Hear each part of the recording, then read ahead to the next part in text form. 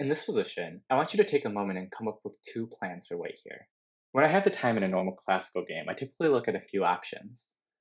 And two good plans that come to my mind are either bishop d3 or bishop f7. With bishop d3, for example, I'm trying to take advantage of this weak g6 pawn, which only has one defender right now, the black king. I'm anticipating that the queen will likely try to defend g6 by going queen e8, and afterwards, I'll probably threaten h4, h5, and win a pawn that way. Another plan that I would consider in this position is bishop f7, which is much simpler than bishop d3.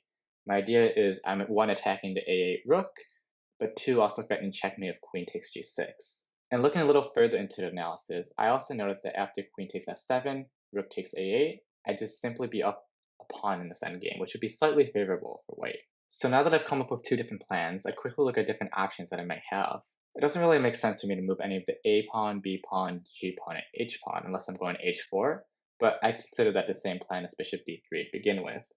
The king can't really move, h1 wouldn't really make sense, and this dark squared bishop is actually really good on d4 because it controls all of these different squares.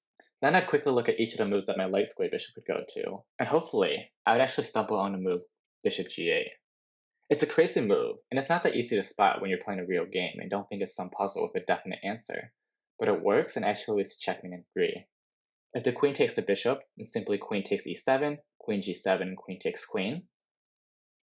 If the king takes the bishop, then simply queen takes g6, queen g7, then queen takes queen is checkmate. The practice of coming up with plans is important for both the opening, middle game, and endgame, and sometimes you'll be surprised at what you could find.